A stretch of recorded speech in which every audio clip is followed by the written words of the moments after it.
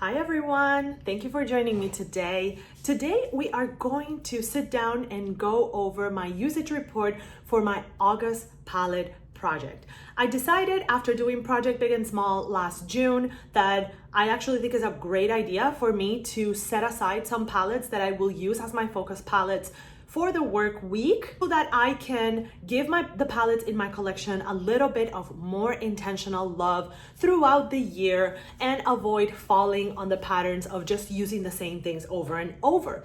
So Project Big and Small was in June. If you haven't seen that video, I'll leave it linked in the cards. And then for August, I decided to go with what I called singles and neutrals. So a number of single shadows in my collection, and then the majority of the neutral palettes in my collection. I kept track of my usage of all these palettes, like how many times did I use them, and in the case of the single shadows, how many times I used the different shades. If this sounds like fun and you are curious to see how a pretty regular person with a large-ish makeup collection loves and enjoys the beautiful things that bring her joy, keep watching. Let's get into it. The palettes that were in my singles and neutrals project were, I announced this, I put it on like a YouTube short when I did, but I decided to go with 3 palettes and then a number of single shadows. So the palettes were Alter Ego Shadow Kiss, because can you go any more neutral than this? No. You get some warm and cool neutrals here. It's pretty freaking great. I love that palette. Every time I use it, the looks are phenomenal. The queen of neutral palettes, Natasha Denona Biba. Yes, she is the queen of neutral palettes. I made a decision for everyone. She's amazing. And then the Danessa Myricks Groundwork Defining Neutrals palette. Yes, that is a baby pan that you see there. I got that in the summer.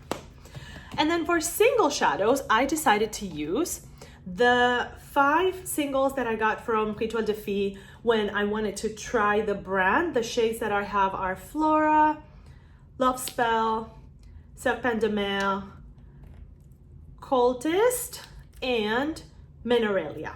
And then all the other singles are either Sydney Gray singles or Lethal singles. So let me just show you what I didn't use throughout the month. I use all the palettes, and the singles that I didn't use are a small minority. Singles that I didn't use, I did not use Rituel de Fille Mineralia. I'm just gonna swatch all of them so that you can see them together, and hopefully it will allow you to see kind of what I'm seeing. I'm not trying to show you, I'm not gonna try to show you like the actual pod because it's really crumbly in there. But Mineralia is a chocolate brown. There it is. I just don't know how to do swatches straight, y'all. Rookie YouTuber, okay? Mineralia is described as a glimmering chocolate brown, but I didn't use it, surprisingly, because this is actually a really easy smoky eye. It's a really easy one and done shadow, and I've loved using it before. I don't have a lot of it left, but I just didn't use it. And then here are the other single shadows that I didn't use.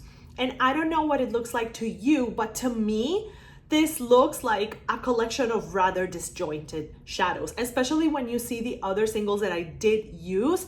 I think you're gonna see why these ones were left behind. So this one's from Lethal, and then all the rest of them are from Sydney Grace.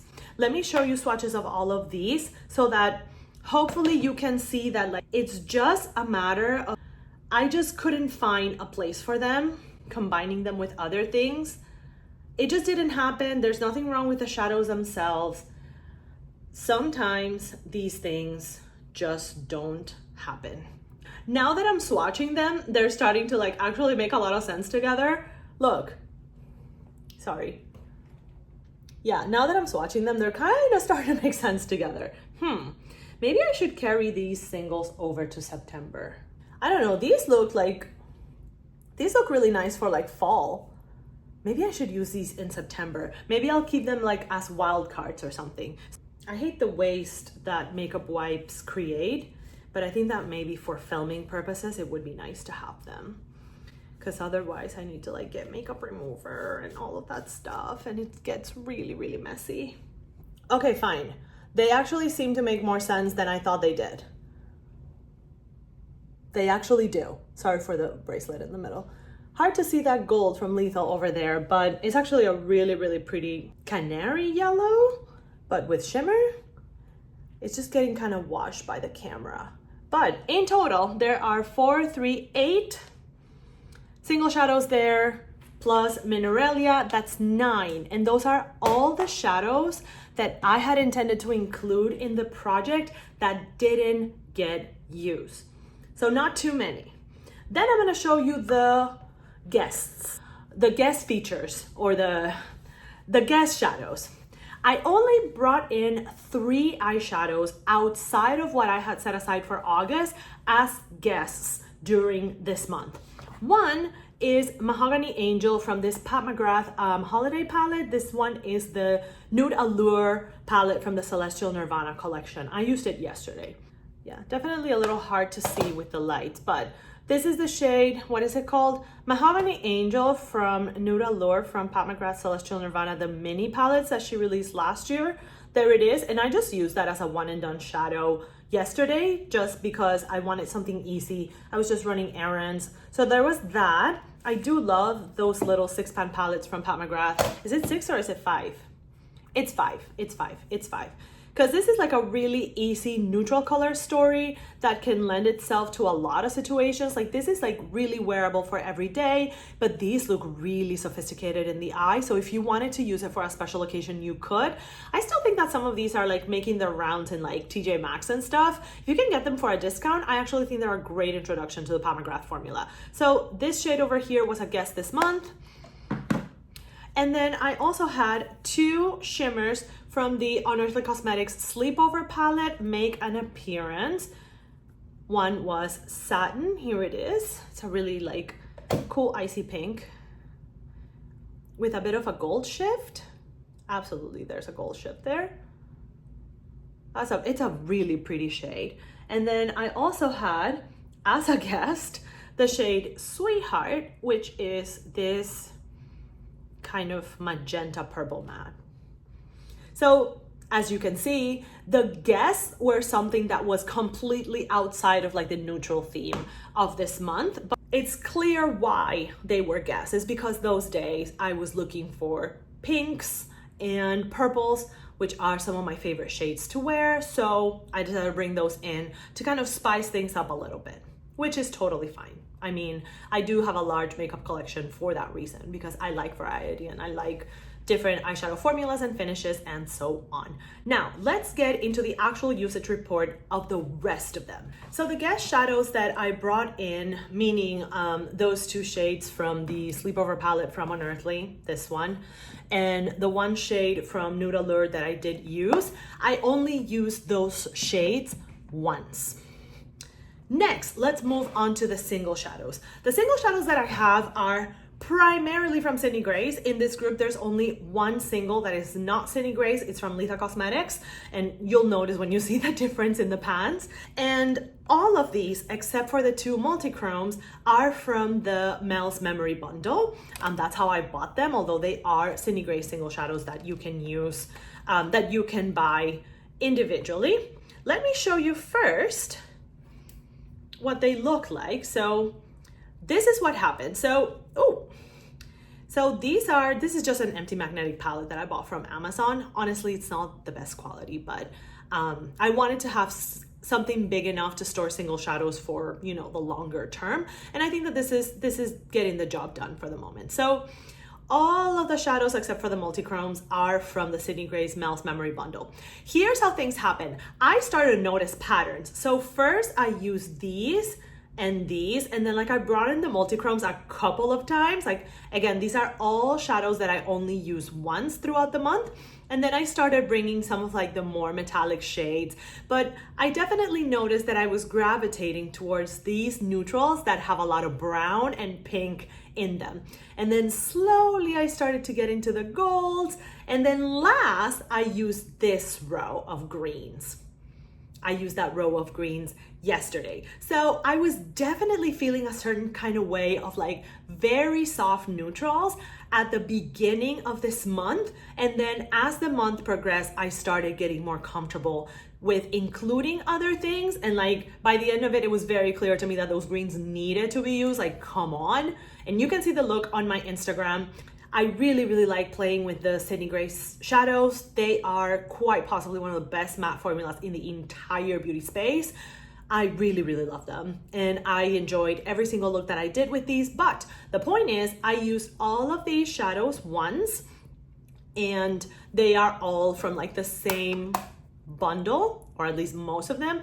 When you buy eyeshadows in a bundle, it's hard sometimes to like think about them separately. And it was one of the reasons why I wanted to do the project. It's because I bought those Sydney Grace singles in a bundle. So very often I think of them as one eyeshadow palette because that is how they were curated. I just wanted to make sure that I was thinking of different ways of using them, not all of them as one, because they're really not one. They are originally single shadows and they can and should be used as such. So I was really happy to get as deep into the Mel's Memory bundle as I did this month, because I used the vast majority of the shades once.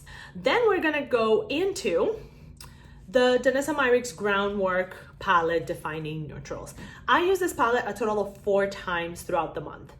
And I've said this again before. I feel like I sound like a broken record because I repeat the same things a bunch, but I guess that is also because what you see here is my actual makeup collection, and I'm not adding to it all the time because I'm not buying makeup every day, every week, not even every month, and I don't receive PR. So what you see here is actually the stuff that I'm using all the time for my full-time job and for my own makeup enjoyment in my own time.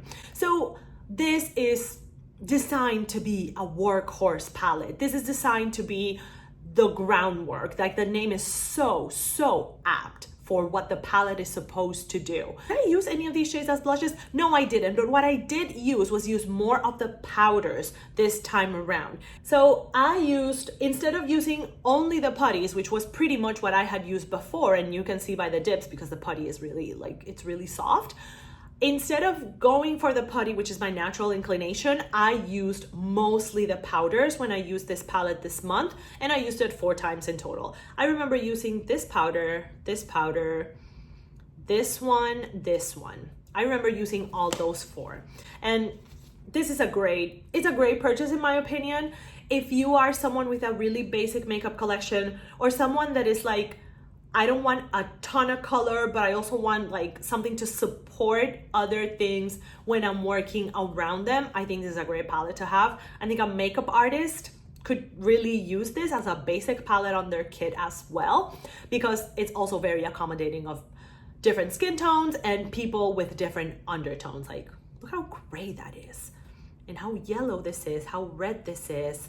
You know, like this has a little bit of pink and gray, you know, I could see that working well for an olive person. Like there's a lot of room for variety with this palette, but I mean, Danessa Myricks is very good at making her makeup really inclusive, really flexible across skin tones and all of that stuff. But I did use that palette 4 times. I got it in January in my Beautylish Lucky Bag, and I think I've lost count of how many times I've featured that palette in my channel. I really do use it a whole bunch. Let's go into Natasha Denona Biba. Biba got used 3 times in total. And the shades that I used were Tar, this one, Cocoa, Buff. Pasha was the only shade that I used twice, because it's like a great crease shade that is not super deep, but it works with the pinks, it works with the browns, and it works with the more beige, you know, if you want depth. And it works with all the shimmers. That's the other thing about Pasha. I also used, where's Rayon? Rayon, where are you? Come on. Rayon, this burgundy in the middle that has like a little bit of chocolate in it too. Monroe, which is just a lovely champagne shimmer. This one's very similar to a shimmer in the Natasha Denona Mini Nude palette. I also used Rustic, which is a beautiful bronze shade. And, where's Prairie? Prairie is over here, which is that more like light terracotta, kind of like adobe color is what it makes me think of. Biba is a palette that I want to use frequently. I want to use more. It will be on another palette project in the future this academic year because, you know, it is a really large palette. It is an expensive palette. But for example, in the future, what might happen is that if I don't include like a base neutral palette, it's either going to be this one or it's going to be the Danessa Myricks. And in the next couple of months, you're probably going to see this one more than you see the Danessa Myricks palette. And then last but not least, I use the Alter Ego Shadow Kiss palette twice. The shades used are Fog, Risk, where's Risk? Risk, Shade, where's Shade? Shade is this brown over here, this kind of pale brown. Shroud, which is my favorite shade in the entire palette. And Disguise, which is like more of a silvery kind of metallic. This is a lovely palette as well. It is a really affordable version of that Color Story, which comes from a higher end makeup brand. I personally think that this performs really, really well. Are the shimmers as impactful as the original palette that this comes from? Probably not, but I think that these are going to be like a little bit more responsive to different levels of makeup application expertise. And I mean, it travels really well. I take it often when I travel if I really want like some like options for like easy neutral looks for the day and more glam looks for the night. That one is always an option that I think about. And with that, I'm going to introduce you to my September project, which is going to be Welcome Fall palettes, or at least palettes that I think are gonna start getting like a little darker, or the color story reminds me of like fall foliage, that kind of thing. I have 1, 2, 3, 4, 5, 6, 7 palettes for September. And these are gonna be the core palettes that I'm gonna be using for my workday makeup, and I'm gonna use them on my weekend makeup as much as I can. I'm seeing a lot of indie makeup here. I feel like indie makeup is taking over my life. I feel like indie eyeshadows are just taking over my entire life. My goodness, it's not a bad thing. I love them. Let's just get started, okay? Palette number 1, Kaleidos Futurism 7 Sashimi City. Joe, this is a pink palette. What are you doing?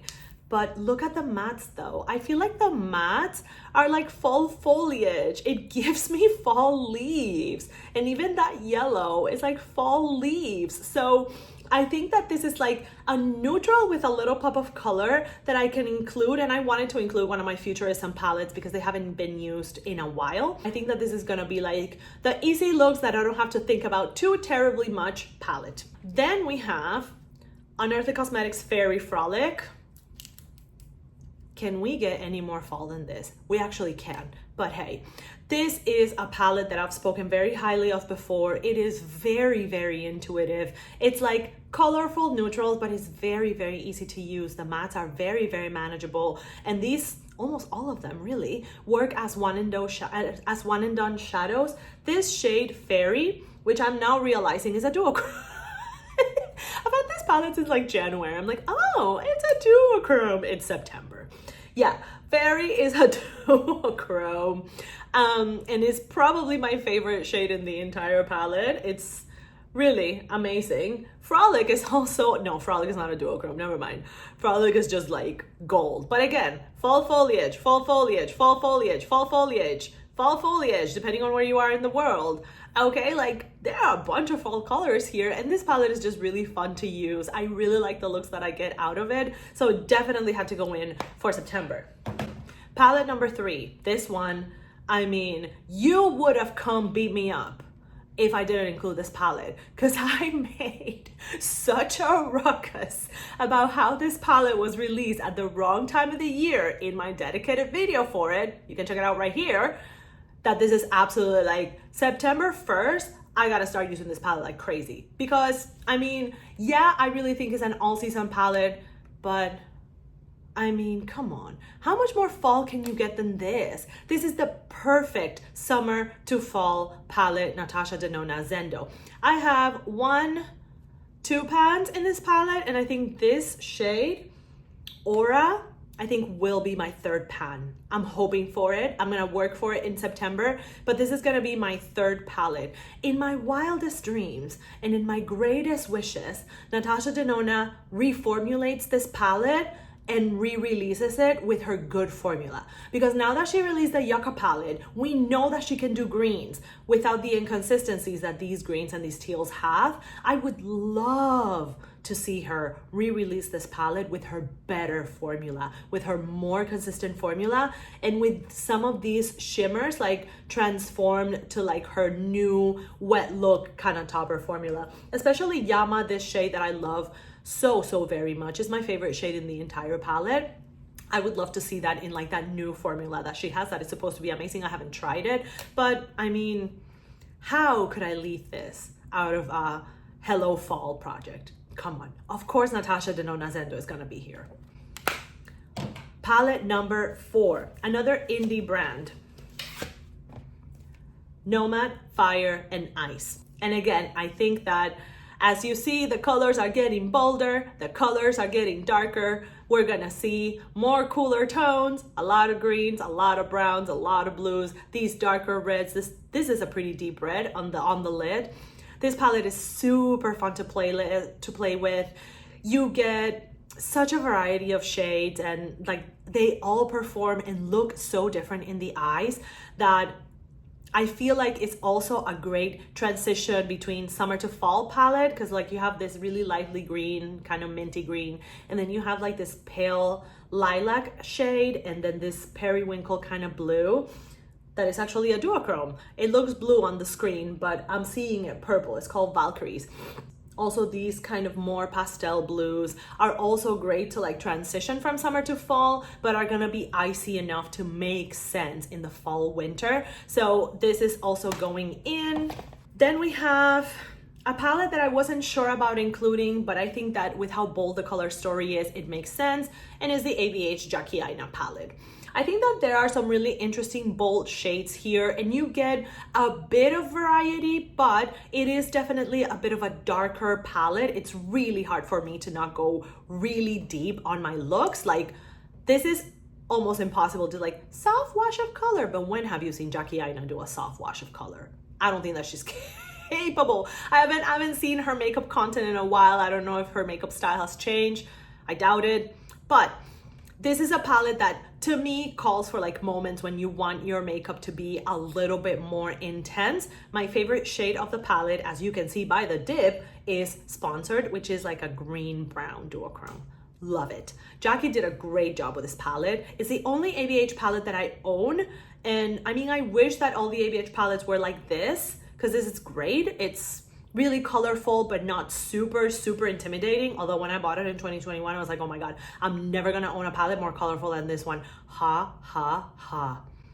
2024 me is laughing at you. 2021 me. So foolish.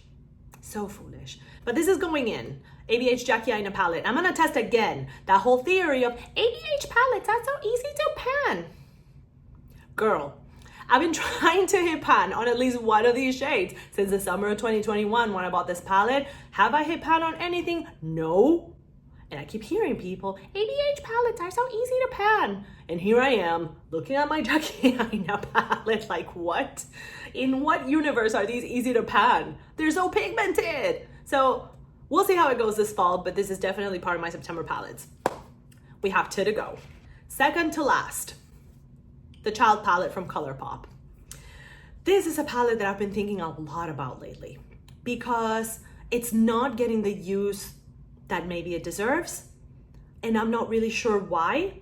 So I'm gonna try to pay close attention to this one and try to use it more, especially like use the browns with some of like the golds and the greens and not just the greens, because my natural inclination to use this palette is to just go for a green look. And I know that this probably should give me more. So I'm gonna work on maybe like combining it with some of the other palettes that have a greater variety of shades here to see if I can get the use out of it that I should, or that I think that I should. The other reason why I think I'm not using it as much is because amongst the different formulas that I have in my collection, ColourPop doesn't really stand out to me. I don't think that the formula is that amazing, at least not in this palette. I do also own the Blue Moon palette, which is another £9 palette, and I love the formula on that one. I absolutely love it, and I think it's better than this one. I think the formula in the Blue Moon palette is better than this. So I don't know what it is about this palette that doesn't call me. It probably is just that it's like Star Wars themed and I hate it. Like, I love Grogu. Grogu's adorable, but like, I bought the palette because it was an easy way to get greens. Like, I don't know. It's very much like on my mind. It's like on the proverbial chopping block, but I don't know. I definitely need to like collect my thoughts on it and maybe use it with other palettes. Maybe that's what's going on. Try to use maybe more of the browns and kind of mix between the colors that are within here, not just go for like greens with greens and browns with browns and that's like the end of it, because I really think that that'll help me kind of get more concise thoughts about it and really decide whether it has a place in my collection or not. And last but not least, I'm gonna be using the Living palette from Corazona and Ratolina. I don't know that this is like exactly a fall palette, but I can see kind of like a little bit more of those muted fall colors over here. You know, there's this red and some of these browns, and like pinks always make me think of fall winter for some reason, although I feel like pink is like a really all year color. I feel like these muted mauves over here would be really nice during the fall. And of course, like there are some really cool wet look metallics over here and greens and blues that I'm always keen for using in the fall winter. This is a palette, again, that hasn't gotten all the use in the world that it deserves, although that dent in M, which is my favorite shade in the palette, begs to differ. It is a great palette. I think that Marta really made a palette, just like the Jackie Aina palette. This is a palette that does reflect the creator, if you are familiar with Ratolina. But in the last couple of months, I haven't used it as much, but I do think that it has quite a bit of variety for a fall palette. But I really do think that, I mean, it does lend itself to fall. I feel like this blue is kind of like the outlier of the palette, but it can very easily be combined with other shades and used like as a bright inner corner highlight. I already have a bunch of ideas for like looks that you can do with this, because it is a really versatile palette that I think can play really well with some of the others and really kind of go into that transition from more colorful things and like more fun things to like maybe more muted, darker, slightly more subdued shades that are a little bit bolder at the same time. 7 focus palettes for a 30-day month. Not bad. Do I expect to use every single palette? Yes. Do I expect to use every single shade? Absolutely not. That's not possible. But again, I am really, really excited to have more color into my workday palettes again and start using more of those like more fall winter oriented colors. So these are the 7 palettes that I'm going to be working with in September. If you want to see how I use them and which are the looks that are coming into play, go ahead and follow me on Instagram at Joe Sparkly. I try to post almost every day. And when I'm using my palettes for work and that sort of thing, like I'm trying to post either the look or swatches or something, a little bit of something, so that you guys can see how I'm making use of these palettes as I'm trying to bring more intention to them and focus on them for a specific period of time in the year. Do you have any palettes that you're trying to focus on and using with a little bit more intention at the moment? I'm gonna do this for the entire academic year. So we've done August, we've done September, okay? And the last time that I'm gonna do it is actually May 2025, because I finish the school year in the first week of June, okay? So there's gonna be a rotation of palettes throughout the entire academic year here on YouTube and on Instagram for you guys to see. I hope that whether you like playing with a lot of eyeshadow or not, I hope that you enjoy my shenanigans with these eyeshadow palettes that I absolutely love having and that I love playing with. Thank you for joining me once again in a video over here. I really, really appreciate your time, and I hope that you will consider subscribing, and if you like the video, giving it a thumbs up so that others that might find it helpful or entertaining, or maybe hadn't thought about an idea of a palette project for themselves, maybe we'll get some inspiration. I hope you have a wonderful day wherever you are, and I will see you in the next one. Bye-bye.